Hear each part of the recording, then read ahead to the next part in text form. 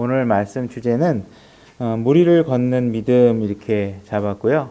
오늘 우리 본문 말씀은 마태복음 14장 28절 29절만 같이 읽도록 하겠습니다. 준비되셨나요? 네, 같이 읽겠습니다. 시작.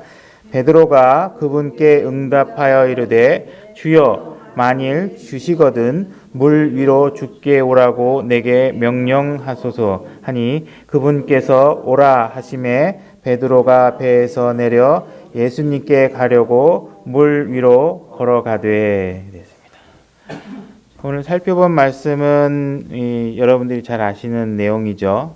하나님을 안 믿고 교회 안 다니는 분들도 아마 예수님이 무리를 걸어갔던 그 내용에 대해서는 대부분이 다 알고 있을 겁니다. 그래서 오늘 본문 22절부터 해서 읽어 내려가면서 말씀을 같이 나눠보려고 합니다. 그래서 우리가 예수님께서 무리를 걸어갔다라는 내용들은 많은 세상 사람들에 의해서 패러디 되기도 하고, 그죠? 요즘 그 마술사들, 매지션들이 실질적으로 여러 가지 트릭들을 써서 무리를 걸어가는 장면들을 연출을 해서 관객들에게 흥미를 느끼게 만들고도 있는데, 우리가 예수님께서 당연히 모든 능력이 있으시겠지만 과연 무리로 걸어가는 장면을 연출하시고 그걸 목격하게 하시고 그 가운데서 일어났던 일을 통해서 기록하게 하시고 그 메시지가 우리에게 어떻게 전달되기를 원하는지 그 내용이 분명히 있을 겁니다. 그죠? 그래서 과연 예수님께서 무리를 걸어가셨다는 것이 우리들 입장에서는 이게 거짓말이든가 세상 사람들이 아니면 무리를 걸어가셨다면 사람이 아니든가 둘 중에 하나겠죠. 그래서 이분이 과연 내가 어떤 분이다. 이 무리를 걸어갈 수 있는 능력을 갖고 계신 바로 그분이시다는 내용들을 우리에게 일깨워주는 부분이 있습니다. 그래서 그 상황에서 또 베드로가 보여줬던 내용들을 통해서 우리가 과연 무리를 걸어가는 믿음이 어떤 건지, 그래서 여러분들도 예수님처럼 물 위를 걸어가는 신앙생활을 하자 하는 메시지를 전하려고 하는데, 이 메시지가 끝날 때쯤 되면 여러분들도 물 위를 걸어갈 수 있는 능력이 생길지도 모릅니다. 우리 22절부터 한번 살펴보도록 하겠습니다. 마태복음 14장 22절. 제가 읽겠습니다. 즉시 예수님께서 자기 제자들을 강권하사 자기가 무리들을 보내는 동안 배를 타고 자기보다 앞서 건너편으로 가게 하시고, 지금 예수님께서는 제자들에게 강하게 권유를 하고 계십니다. 어떻게 권유하냐면, 먼저 너희가 이곳을 떠나라. 나는 무리들을 여러 군데로 흩어서 무리들을 따돌리고 나중에 너희들 따라갈 테니까 너희가 먼저 건너편으로 가라. 이렇게 얘기를 하고 계십니다. 그럼 과연 예수님께서 왜 이렇게 무리들을 지금 흩으시고 계시는지에 대한 내용은 요한복음에 나와 있는데요. 요한복음 6장 15절로 갔다가 올 거니까 손가락 끼시고 요한복음 6장 15절로 가보겠습니다.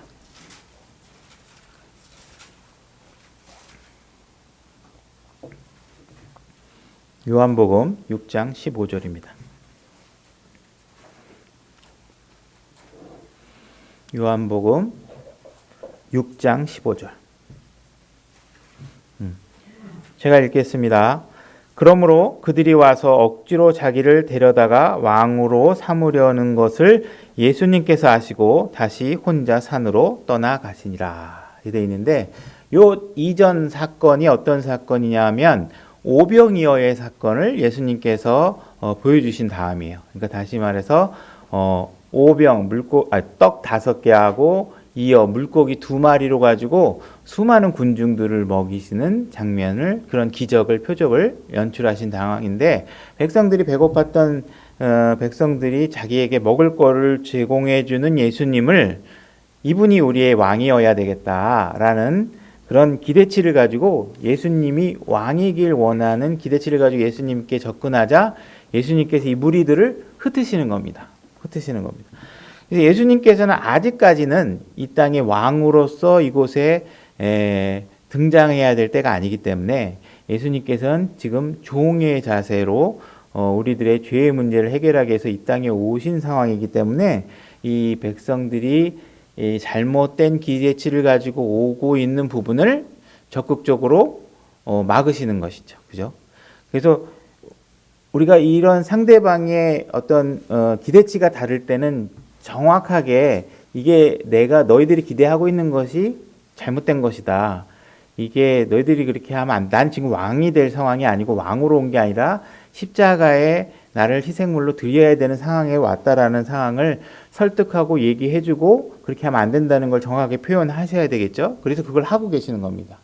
만약에 예수님께서 그냥 냅둬. 그냥 뭐 쟤네들이 모르는 얘기지만 뭐 그냥 놔두지 뭐. 쟤네들이 뭘 생각하든 나하고 무슨 상관이야.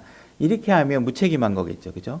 그 예수님께서는 정확하게 이 무리들에게 내가 이런 아직 그게 상황이 아니다. 그래서 잘못된 기대치에 대해서 이렇게 제재하고 이해시키는 부분들이 있죠. 그래서 여러분들도 상대방이 나에 대해서 잘못된 기대치를 갖고 있거나 했을 때는 정확하게 그게 아니라는 것을 표할 필요가 있습니다. 그게 이제 정직한 문제겠죠.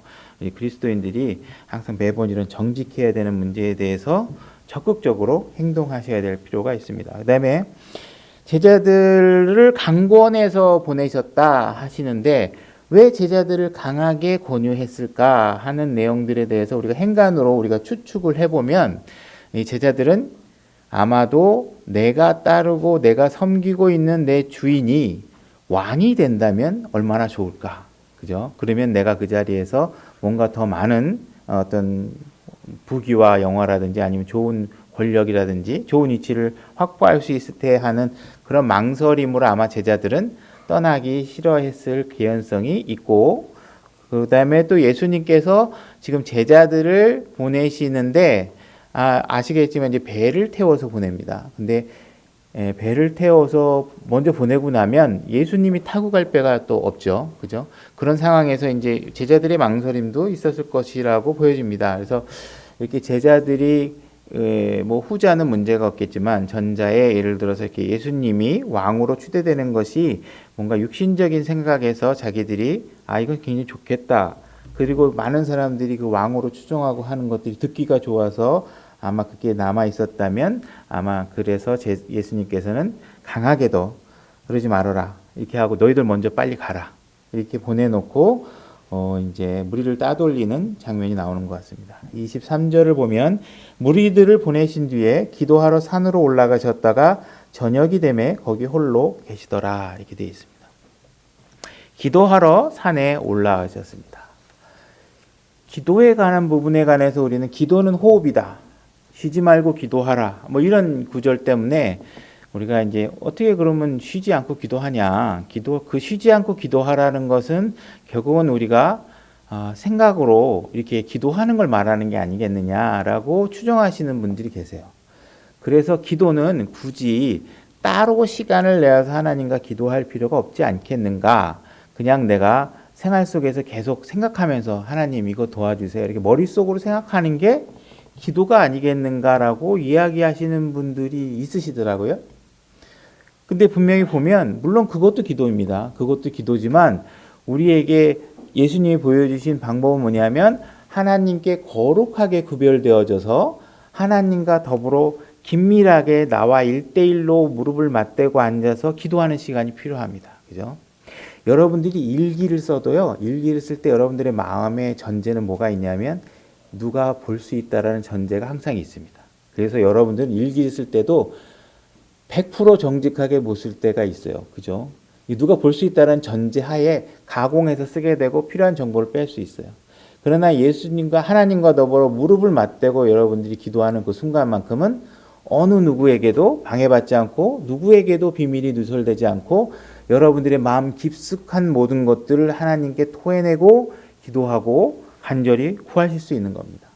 그래서 여러분들이 이렇게 구별되어져서 하나님과 단둘이 이렇게 긴밀한 시간을 갖는 것은 굉장히 중요한 겁니다. 여러분들의 모습을 거짓 없이 드러내 보여주고, 그죠? 그 다음에 또 항상 여러분들은 하나님께 매번 묻는, 질문하고 묻고 하는 기도를 하시는 것이 굉장히 중요하죠. 그죠? 우리가 매번 아는 내용이더라도, 우리가 기도하고 하나님께 묻고 하는 것과 그냥 내 생각에 하는 것과는 일단 마음의 자세가 틀리겠죠. 그죠? 그래서 구약에서도 보면 우리가 다윗과 이거 사무엘 같은 경우에도 비교해 보면 다윗은 항상 자기에게 문제가 생기면 하나님께 묻습니다. 어떻게 해야 되냐. 근데 사무엘은 하나님께 묻지 않고 하다가 혼나게 되죠. 그래서 우리가 하나님께 이렇게 묻는 기도 생활이 굉장히 중요하다. 이런 부분들을 결코 소홀히 하셔서는 안 된다. 그냥 내가 걸어 다니면서 기도하는 걸로만 끝내서는 안 되신다. 이렇게 생각하셔야 됩니다. 24절. 그러나 이제 배는 한가운데 있었고 바람이 반대로 불므로 파도로 인하여 요동하더라. 지금 제자들이 배를 타고 가고 있는데 바다 한가운데서 풍랑을 맞이한 거죠. 풍랑을 맞이했습니다. 여러분들 지금 잘 앞에 부분들을 연관지어서 생각해 보면 예수님이 지금 가라고 해서 가는 길을 간 겁니다. 그것도 강제로 가라고 한 거예요. 그죠? 그리고 제자들은 예수님이 가라고 한 말에 순종해서 가고 있는 겁니다. 근데 무슨 일이 벌어지냐면 풍랑이 일고 있죠. 그죠? 그래서 제자들이 위험에 처하게 됩니다. 그러니까 우리의 신앙생활은 말씀에 순종하면서 살면 문제와 풍랑이 아닐 거다. 여러분들에게 생기는 모든 문제들은 믿음이 없어서 생긴다라고 주장하는 신앙이 있다면 그거는 거짓말이다. 100% 진실일 수가 없다라는 것을 아셔야 됩니다. 그죠? 분명히 하나님께서는 지금 예수 그리스도의 명령에 응해서 순종하는 자들에게 환란이 일어나고 있는 겁니다. 문제가 일어나고 있는. 그죠? 그래서 이러한 사항들이 우리가 신앙생활을 하면서 이런 문제가 일어나고 있는 것들에 대해서 이상하다고 생각하면 안 되는 거죠. 그죠? 자, 지금 예수님께서 제자들을 명령으로 보내고 있는데 그 때마침 풍랑이 일어났다. 이것은 무언가 예수님께서 무언가 일면에는 이 제자들에게 무언가를 가르쳐주고 싶어서 무언가를 훈련시켜야 될 내용이 있기 때문에 아마도 제자들을 그 상황 속으로 아마 빠뜨려뜨린 부분도 있을 겁니다. 그죠?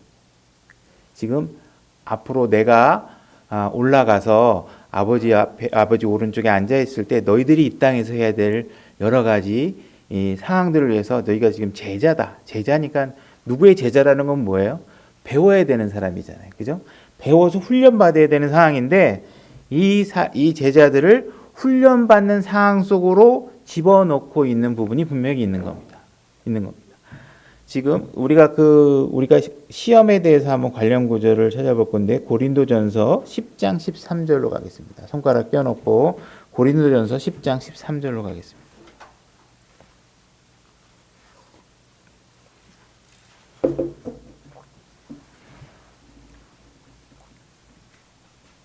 고린도전서 10장 13절입니다. 고린도전서 10장 13절입니다. 제가 읽겠습니다. 사람에게 공통적으로 있는 시험 외에는 너희가 어떠한 시험도 당하지 아니하였나니 하나님은 신실하사 너희가 감당할 수 있는 것 이상으로 시험 당하는 것을 너희에게 허락하지 아니하시고 또한 그 시험과 함께 피할 길을 내사 너희가 능히 그것을 감당하게 하시느니라. 이렇게 되어 있습니다. 여러분들이 당하는 시험은 누구나 다 당할 수 있는 시험입니다. 여러분만 특별하게 당하는 시험은 없죠. 그 다음에 여기서 하나님께서는 너희에게 감당할 수 있는 것 이상으로 시험을 주지 않는다고 그랬어요. 그러면 이 감당할 수 있는 정도의 범위를 어떻게 생각하느냐를 한번 조명해 봤으면 좋겠어요. 여러분들이 제가 이제 헬스장에 가보신 적 있으신지 모르겠는데 헬스장에 가면 개인 트레이너들이 있어요. 개인 트레이너들한테 이제 일부러 시간을 할애해서 돈을 주고 1시간 동안 훈련을 받는 그런 상품들이 있잖아요. 그죠? 그런 거 해보신 분이 계신지 모르겠는데 저는 해봤어요. 처음엔 막 토할 것 같고 계속 막 힘들게 지키니까 우리가 이제 뭐 덤벨을 들던 역기를 막 들던 자, 10개, 뭐 20개 합시다 하고 나서 20개를 딱 하면 트레이너가 꼭 하는 말이 있어요. 뭐냐면 2개만 더, 2개만 더, 하나만 더 이렇게 합니다. 그러면 내가 하나, 자, 딱 봐가지고 상태 보고 어떻게 트레이너가 하나 더 할 것 같으면 자, 마지막으로 하나만 더! 막 이렇게 또 합니다. 그래서 내가 막 하다가 부들부들 떨고 이제 트레이너가 봤을 때 더 못하겠다. 그러면 그만합니다. 하나님께서 말씀하고 있는 감당할 만큼의 크기가 뭐냐면 바로 거기까지를 얘기하는 거예요. 거기까지를. 여러분들에게 스스로 그냥 운동하세요 그러면 저도 이렇게 하다가 힘들어 이렇게 하고 나서 돌아다니다가 하다 보면 그 돈 주고 트레이너한테 받는 거하고는 확실히 틀려. 이게 자기가 자기 의지로 잘 안 돼요.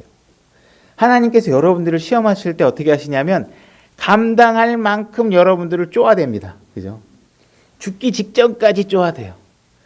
하나님은 여러분들이 어디서 멈출 수밖에 없다는 걸 잘 아세요. 예수님은.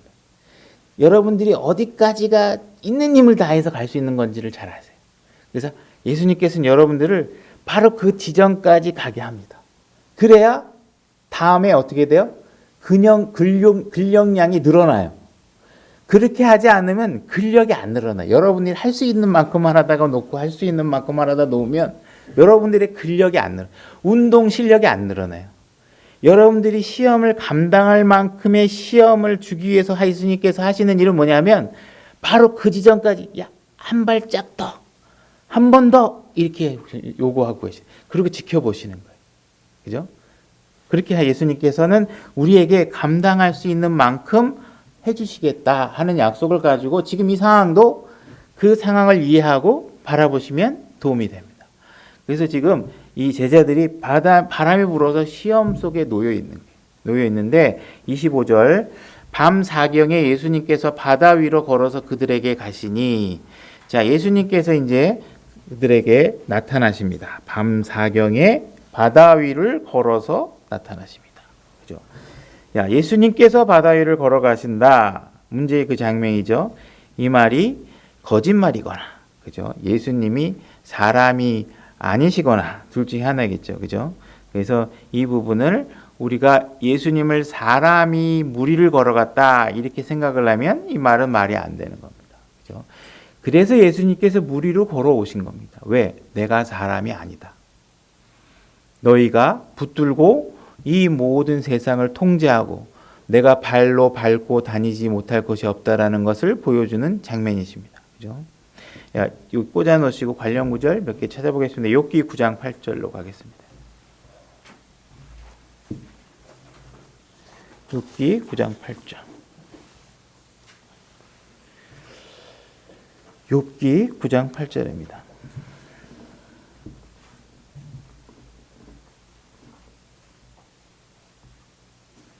욥기 9장 제가 읽겠습니다. 그분께서 홀로 하늘들을 펴시고 바다의 파도들을 밟으시며 이렇게 되어 있습니다.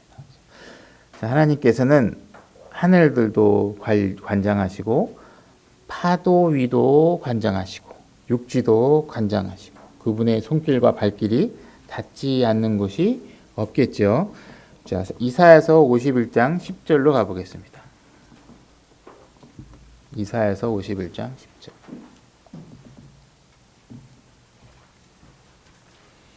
이사야서 51장 10절입니다.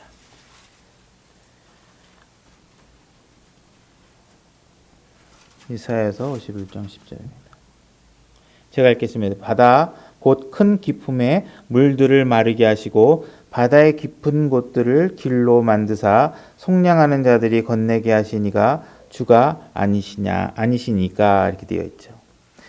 하나님께서는 바다를 통해서든 육지를 통해서든 하나님께서는 길을 내시고 여러분들에게 찾아오실 수 있는 분이십니다. 그 어떤 것도 장애가 되지 않으시는 거죠. 그래서 이스라엘 백성을 구하기 위해서 하나님께서는 바닷물을 가르시고, 그죠? 길을 내어서 백성들을 구출하셨습니다. 그래서 바로 그분이 지금 물 위로 우리가 상상할 수 없고 누구도 나를 구해주러 올 수 없는 그런 상황 속에서 바로 예수님께서는 물 위를 걸어서 제자들에게 다가오고 있는 것입니다. 26절 제자들이 그분께서 바다 위로 걸어오시는 것을 보고 불안해하여 이르기를 영이다 하고 두려워서 소리 지르거늘 이렇게 했습니다. 지금 제자들이 예수님이 걸어오고 있는데 불안해하고 있습니다. 왜 불안해할까요? 그분이 예수님인지를 못 알아보고 있는 겁니다. 그죠? 무리를 걸어오고 계시는 그분이 예수님인지를 못 알아보고 있는 거예요. 왜 못 알아보고 있느냐? 예수님을 알아보기에는 너무 불필요한 정보들이 머릿속에 많은 거죠. 그죠?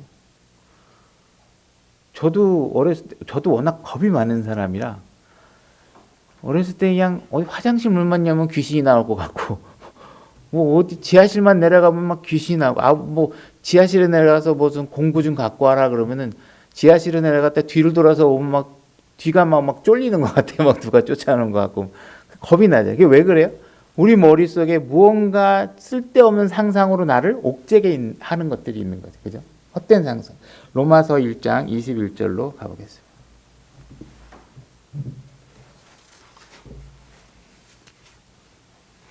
로마서 1장 21절.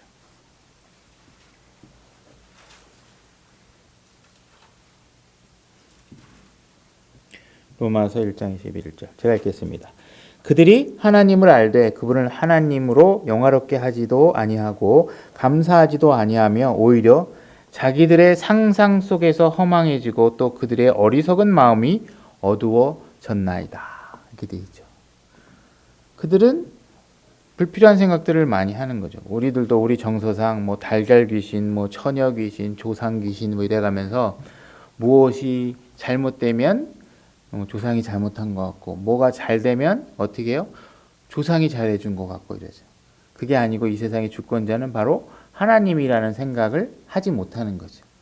잘못된 정보에 휩싸여서 불필요한 두려움을 갖고 사는 경우가 많이 있는 거죠. 그죠? 저도 그렇고, 그런 상황 속에서 신실하신 하나님, 그것이 다 허망한 거고 아무것도 아니라는 걸 알고 나면, 그리고 어느 누구도 하나님께서 우리를 함부로 하나님이 허락하지 않은 상황 속에서 우리가 우리의 생명이나 특히 우리의 혼을 잃어버리거나 할 수 있는 상황은 오지 않는다라는 사실에 대한 확실한 믿음이 있어야 되고, 육신의 죽음은 우리에게 끝이 아니라는 확실한 믿음이 있다면 그런 두려움에서 벗어날 수 있겠죠. 그죠?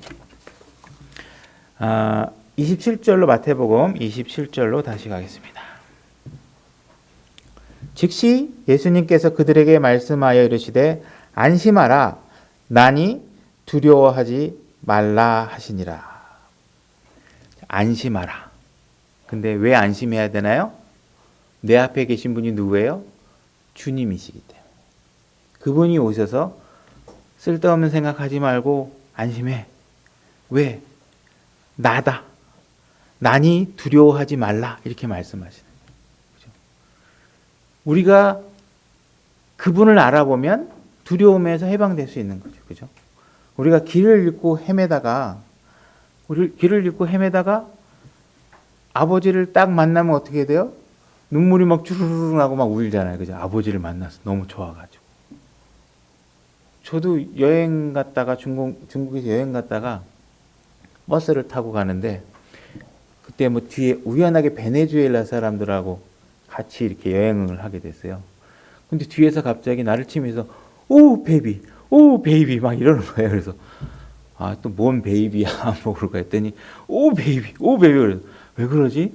딱 보니까 우리 둘째 아들이 없더라고 옆에 좌석에. 그래가지고 아들을 잃어버린 거예요. 제가 같이 타고 와야 되는데 거기 쇼핑센터에다 그냥 놔두고 온 거예요. 제가 그래가지고 차를 돌려가지고 갔는데 저기서 막 이렇게 가만히 있더라고. 그래서 내가 버스를 내려갖고 진영아 이렇게 불렀더니 나를 보자마자 어떻게 했어요? 그제서야 눈물을 옹 우는 거예요. 그죠?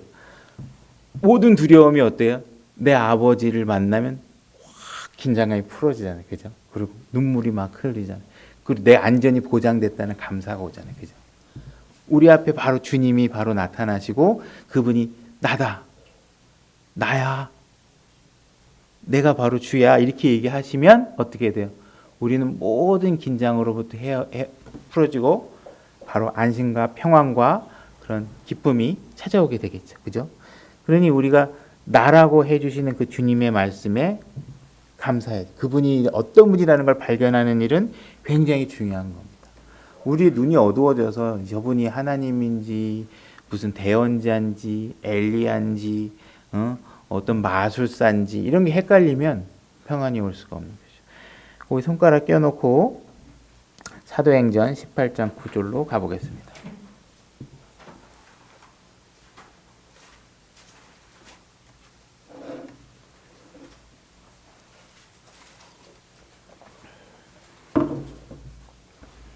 사도행전 18장 9절로 가보겠습니다. 제가 읽겠습니다. 그때 주께서 밤에 환상으로 바울에게 말씀하시되 두려워하지 말며 잠잠하지 말고 말하라. 내가 너와 함께 있음에 아무도 너를 공격하여 해치지 못하리니 내게는 이 도시에 많은 백성이 있느니라 하시더라. 그가 거기서 1년 6개월을 머물며 그들 가운데서 하나님의 말씀을 가르치니라. 사도 바울이 고린도 지역에 들어가서 복음을 전파할 때 하나님께서 말씀해 주신 내용입니다. 사도 바울은 총 하나 없이 무기 하나 없이 단지 기록된 성경 말씀과 주님이 주신 담대함으로 수많은 우상과 기독교를 핍박하는 땅으로 넘어가서 적진 속에서 하나님의 말씀을 전하는 사람입니다. 그때 하나님께서 말씀해 주고 계신 걱정하지 말아라. 왜? 나다. 내가 너와 함께 있다. 그러니 걱정하지 말고 내 말을 전해라. 이렇게 말하고 있는 겁니다. 이렇게 그렇게 말씀해 주시는 그분의 말씀에 힘입어서 우리가 행동하고 말씀에 순종하는 믿음들은 어떠한 마귀로나 어떠한 불행으로나 어떠한 어려움으로부터 하나님께서 신실하게 우리를 지켜주신 분이라는 것을 알 수 있게 되는 것입니다. 그 다음에 28절을 보면 베드로가 응답하여 이르되 주여 만일 주시거든 물 위로 죽게 오라고 내게 명하소서 하니. 자, 예수님께서는 지금 나니 두려워 말라 이렇게 얘기했는데 베드로는 지금 뭐라고요? 만일 주시거든 이렇게 얘기하고 있습니다. 아직까지 헷갈린다 이런 얘기죠. 그죠? 아직 예수님인지 못 믿겠다 이런 얘기입니다. 그죠? 아직까지 평안. 물 위로 오라고 내게 명령하소서 이렇게 얘기합니다. 그래서 29절에 그분께서 오라 하심에 베드로가 배에서 내려 예수님께 가려고 물 위로 걸어가되 이렇게 되어 있습니다. 자, 주님의 말씀이 선포됩니다. 오라. 하나님의 말씀은 주님의 말씀은 권능이 있고 능력이 있는 것이죠. 그죠? 이 말씀에 순종하는 겁니다. 그래서 베드로가 예수님을 바라보고 물 위로 걸어가기 시작합니다. 그죠? 베드로가 물 위로 걸어간 것도 중요하지만 베드로가 물 위로 걸어간 건 바로 주님의 명령에 따른 거라는 것을 여러분들이 명심하셔야 됩니다. 주님이 명령하지 않는 방법으로 가시면 안 돼요. 그죠? 오라 그러면 오고 가라 그러면 가는 거고 옆으로 가라 그러면 옆으로 가고 왼쪽으로 가라 그러면 왼쪽으로 가는 거지. 말씀이 명하지 않는 방향으로 말씀이 명하지 않는 내용으로 어떠한 일을 행했을 때 별도로 어떠한 능력도 권능도 일어나지 않는 것이죠. 그죠? 바로 주님의 말씀이 선포된 겁니다. 오라.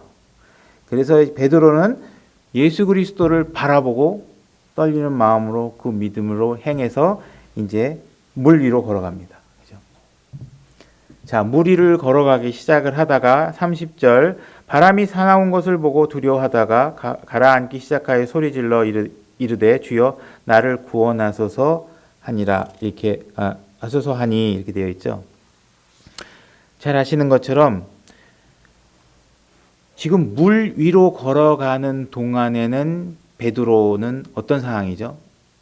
모든 백그라운드의 배경과 모든 주변의 잡다한 그림들은 싹 사라지고 지금 베드로에게 누구만 보여요? 예수 그리스도만 보이는 겁니다. 지금 파도가 문제가 아니고 뭐가 문제가 아니고 예수 그리스도만 지금 정확하게 초점이 맞춰 보이고 나머지 모든 배경은 다 아웃되어 있는 상황이에요. 가다가 어떻게 돼요? 환경과 감각으로 들어오는 두려움에 갑자기 주님으로부터 고정된 내 관점이 흐트러진 거죠. 그죠? 자, 이사야서 26장 3절로 갔다 오겠습니다.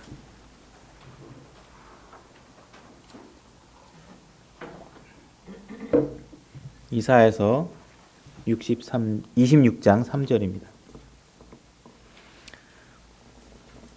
제가 읽겠습니다. 많이 들어보신 구절이니까.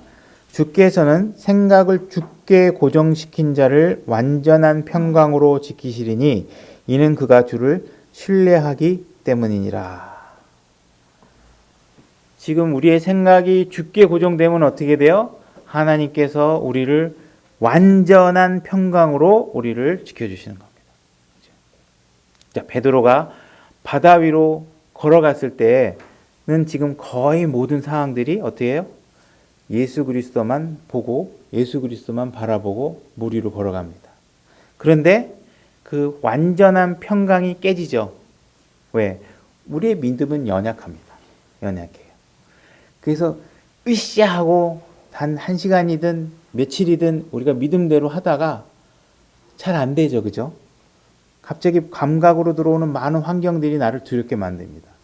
이제 파도가 보이고, 그죠? 이런 흔들리는 모든 상황들이 보이면 이제 바라보는 주님보다 내 감각의 모든 생각들이 다 흩어지게 되는 거죠. 그죠? 그래서 베드로가 무엇을 하냐? 어떻게 되느냐? 바닷속으로 가라앉기 시작합니다. 그죠? 여러분들 속에 많은 고난과 환난과 세상의 문제들이 다가올 때 여러분들이 주님이 명령하신 그 약속의 말씀에 따라 우리에게 신약교회 그리스도인들에게 주어진 약속은 뭐죠? 복된 소망이 있죠. 그죠? 우리 복된 소망에 모든 생각을 집중하고 예수 그리스도를 바라보고 모든 문제를 짓밟고 문제에 소속되지 않고 문제에 빠지지 않고 문제를 초월한 발걸음으로 여러분들이 신앙생활을 하다가도 갑자기 환경에 눈을 확 돌리면 어떻게 돼요? 예수님이 점점 희미해지고 환경이 점점 진하게 내 눈에 들어오면 가라앉기 시작합니다. 그때 여러분들이 어떻게 하셔야 돼요? 빨리 주님을 부르셔야 됩니다. 가라앉기 시작하며 소리질러 이르되 주여 나를 구원하소서 이렇게 얘기합니다. 주여 나를 구원하소서. 여러분들을 구원하실 수 있는 분은 오직 한 분, 주 예수 그리스도 한 분밖에는 없습니다.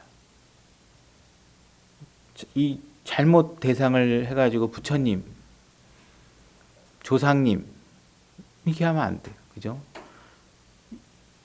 가가지고 저희 아버님도 하여튼간은 우리 아버님이 몇 가지 성경 구절을 붙잡고 사셨는데 일하지 않는 자는 먹지도 말라라는 성경 구절을 항상 나한테 공격으로 맨날 늦잠 자고 앉아 있으면 이제 그런 걸로 공격하시거든요. 우리 아버님이 하시다가 하는 일이 잘 안 되면 하시는 게 뭐냐면 선산에 가셔가지고 아버지 할아버지 무덤 앞에 가서 절하시는 거예요. 기도하는 거예요. 나는 하나님은 못 믿겠다. 난 내 몸을 낳아준 내 아버지가 난 하늘에서 나를 도와준다고 생각한다. 이렇게. 나에게 준 건강한 육신 뭐 이런 것들은 다 부모님이 물려주신 거 아니냐. 난 예수님 모른다. 이렇게 하고 가는 거죠. 그죠? 근데 우리가 어려운 상황에 있을 때 도움을 구해야 될 대상이 예수 그리스도이셔야 됩니다. 그죠? 그게 아니고 다른 대상이면 그건 헛된 거죠. 그죠? 그 상황에서 해결될 수 없습니다.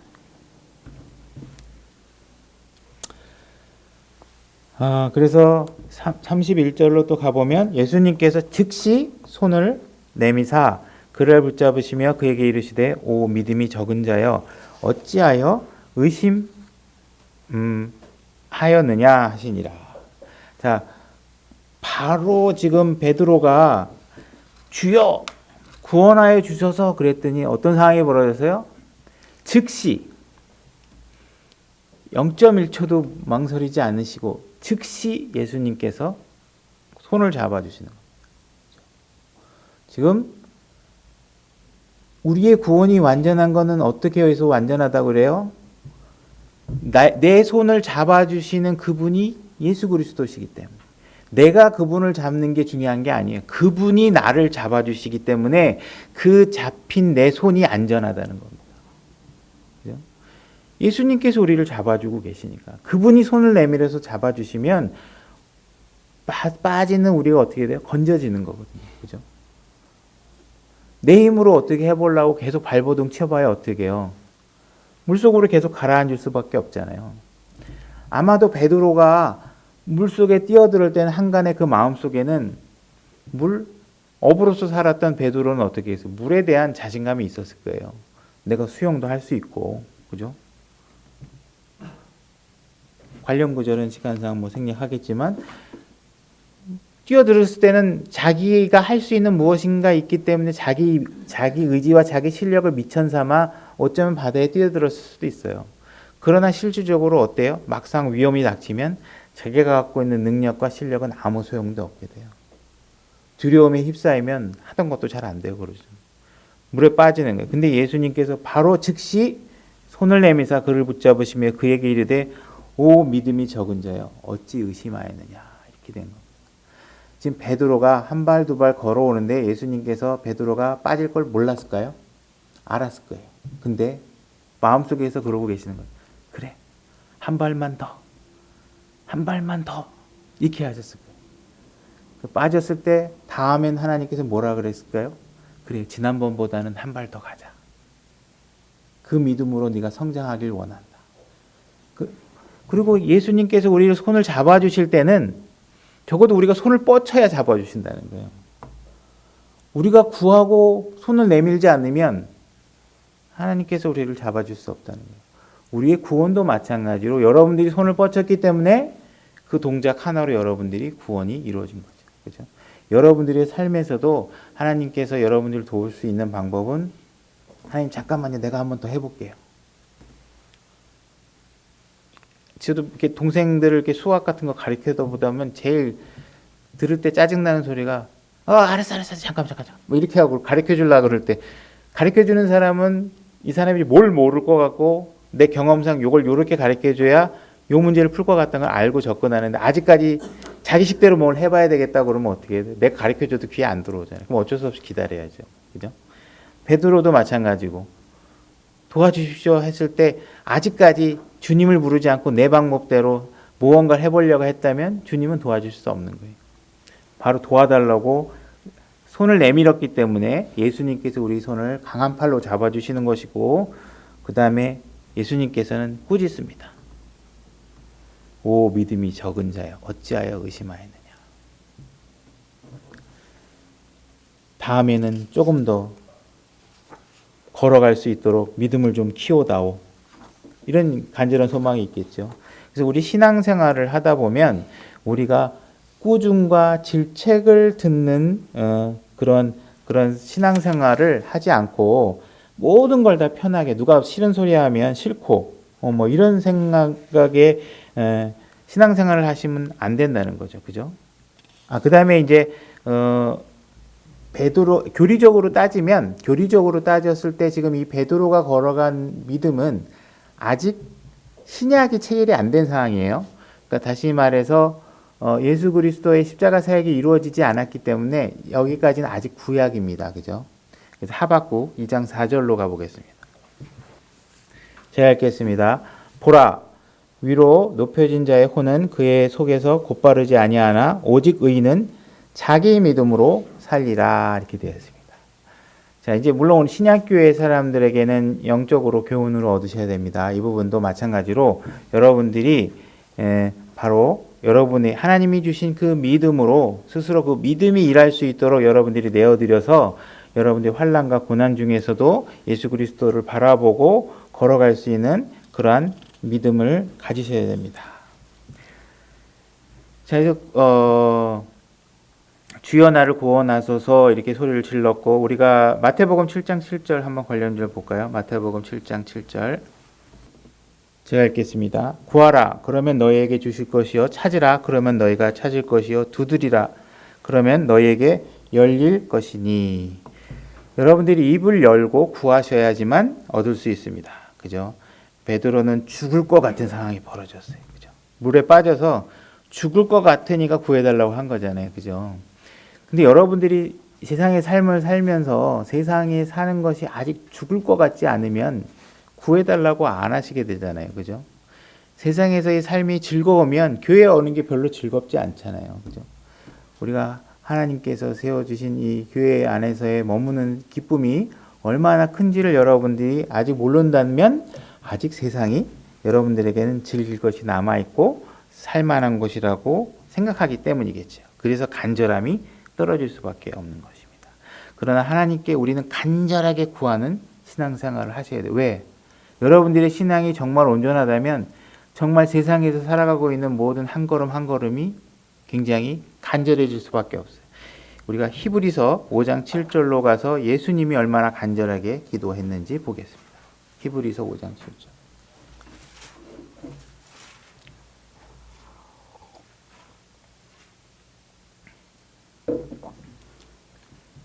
히브리서 5장 7절입니다. 그분께서 친히 육체로 거하던 때에 자기를 사망으로부터 능히 구원하실 분에게 강렬한 부르짖음과 눈물로 기도와 간구를 드리셨고 또 친히 두려워하셨으므로 하나님께서 들으셨느니라. 예수님은 하나님이신데도 불구하고 간절하게 자기 아버지께 기도하시는 겁니다. 왜? 그분은 진짜 이 땅에서의 삶이 얼마나 힘들었는지 우리가 상상할 수 없이 힘들었다는 것을 우리가 알아야 됩니다.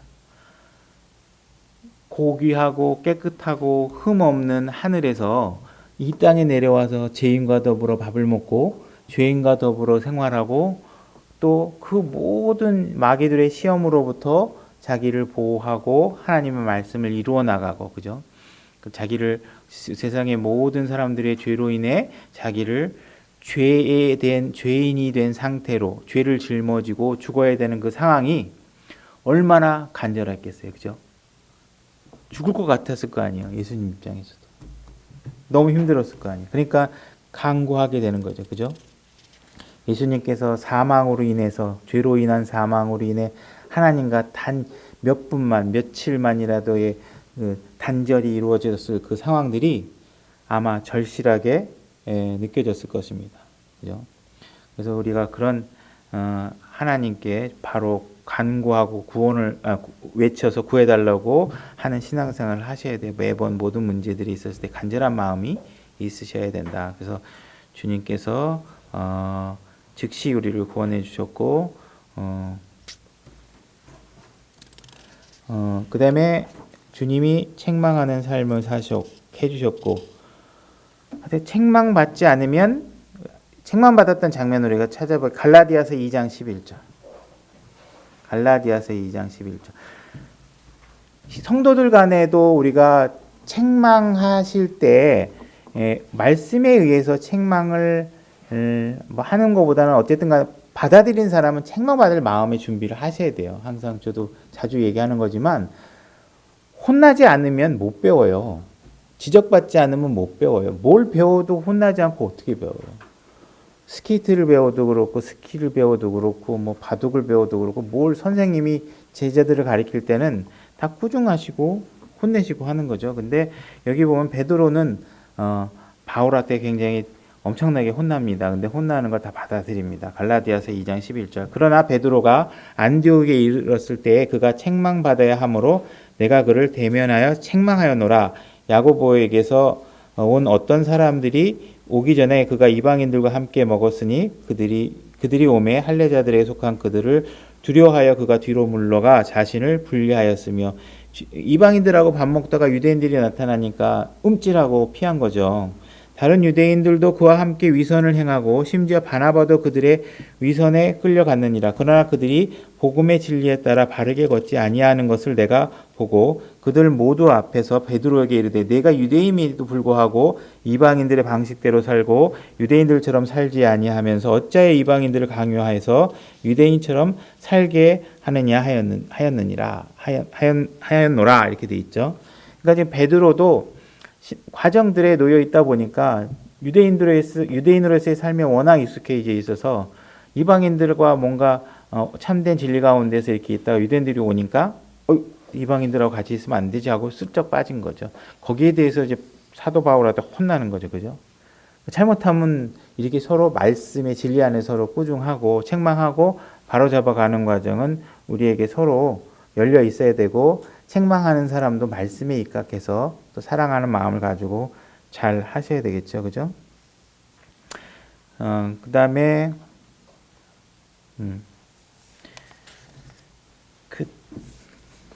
이게 본문이 자꾸 여기서 떨어져 있어가지고 제가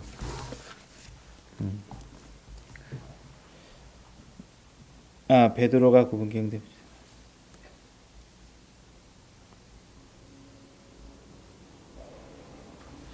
자, 32절 보면 32절 그들이 배에 들어갈 때 바람이 그치니. 자, 예수님께서 지금 베드로가 물에 빠졌잖아요. 그러고 나서 예수님께서 딱 손을 잡고 다시 돌아오는데 돌아오는 과정에서는 어때요?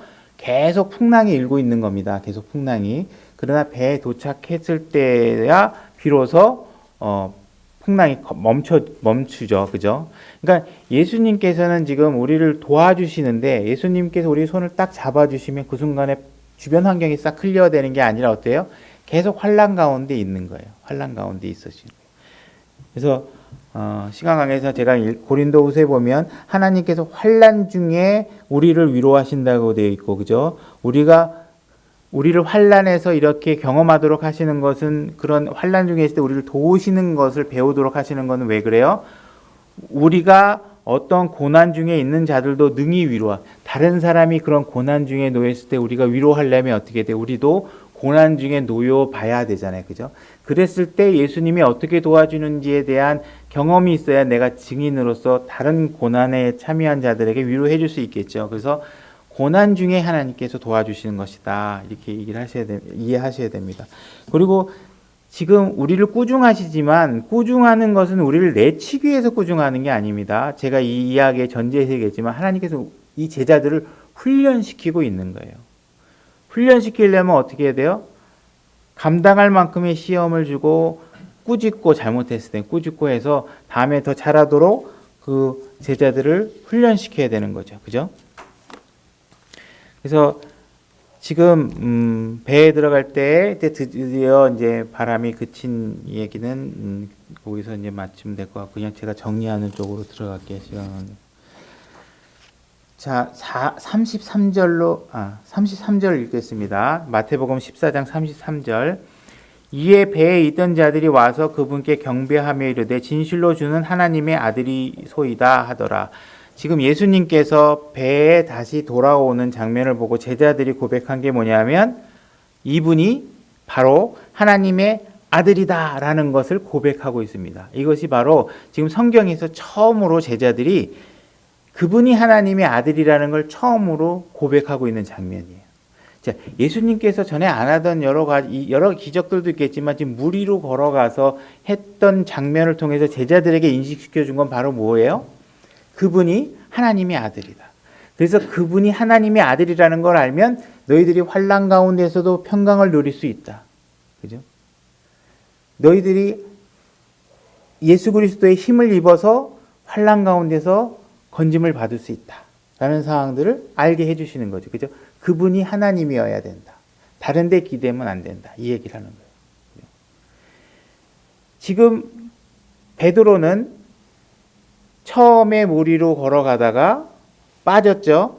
그 다음에 예수님이 건져서 들어오고 맸던 옆으로 같이 팔짱을 끼고 오던 다시 물 위를 걸어서 배에 돌아옵니다. 그죠? 이건 구약 상황이기 때문에 교리적으로는 처음에 간 걸음은 자기 믿음으로 했을 거예요. 그죠? 돌아올 때는 예수 그리스도의 은혜로 우리가 걸어오게 되죠. 우리 신약교회의 생활도 우리는 그 후자에 속하는 신앙생활을 주로 하게 되거든요. 그러나 예수님께서 우리가 예수님의 힘을 얻으려면 어떻게 해야 돼요? 우리를 예수님께 내어드려야 돼요. 지금 우리는 자기 믿음으로 해야 될 때는 아니잖아요. 그죠? 예수님께 내어드려야 되는데 그 믿음을 내어드리는 훈련을 또 여러분들이 충분히 하셔야 된다는 거예요. 여러분들이 언제 쓰러질 줄 예수님께서 분명히 아시지만 여러분들이 스스로를 자기 의지나 자기 실력으로 무언가 해보려고 하지 마시고 예수님께서 잡아주는 신앙생활을 할 수 있도록 그래서 물속에 빠지지 않고 물 위를 걸어갈 수 있는 신앙생활을 할 수 있도록 제자들을 훈련시키는 것이죠. 그래서 사울도 그렇고 베드로도 그렇고 여러 가지 생명의 위협 속에서도 그들이 담대하게 화평을 이루면서 예수 그리스도의 사역을 이루어 나갈 수 있게 되는 것이죠. 그죠? 그래서 이렇게 이런 내용들을 기록하고 있는 것들은 바로 하나님이 어떤 분이다. 너희들이 예수 그리스도만 바라본다면 모든 환난과 고난 중에서 그 모든 것들을 초월한 상태로 걸어갈 수 있다. 바로 그분이 하나님의 아들이라는 것을 확실하게 알게 하려고 하는 겁니다. 누가복음 1장 4절만 찾아보고 오늘 설교를 마치겠습니다. 누가복음 1장 4절입니다. 제가 읽겠습니다. 이것은 각하로 하여금 각하가 이미 설명받은 그 일들이 확실함을 알게 하려 함이라. 자, 복음서를 기록하고 있는 누가가 이 기록의 목적에 관해서 얘기하고 있는 것은 뭐예요? 이 기록을 듣고 보고 있는 사람들이 예수 그리스도가 어떤 분인지를 확실하게 알게 하려고 하는 겁니다. 긴가민가 왔다 갔다 아리까리 이렇게 아시면 안 돼요. 확실하게 아시면 심플해집니다. 그죠? 그래서 그분을 확실하게 아는 것을 알려주기 위해서 이 내용을 기록하고 있다고 한 이 내용이 뭐냐면 예수 그리스도는 하나님의 아들이다. 그분을 바라보면 환난 속에 빠지지 않고 그 위를 평온하게 걸어갈 수 있다. 여러분 자신을 예수 그리스도의 도움의 손길을 빨리 뻗어서 이제 내 의지로 내 생각으로 무언가 해보려고 허우적거리지 마시고 시간 낭비니까 하나님을 바로 외치셔서 찾으셔서 도와주십시오. 그렇게 해서 그분의 손을 잡고 걸어가는 신앙생활을 하시기를 원합니다. 자, 오늘 설교 이렇게 마치고요.